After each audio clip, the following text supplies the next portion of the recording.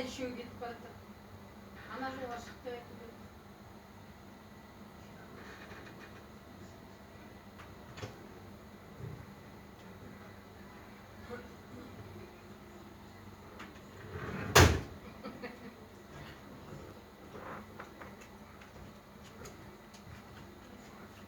Şapur polunun ol bulup geldi ödüyormuş ha.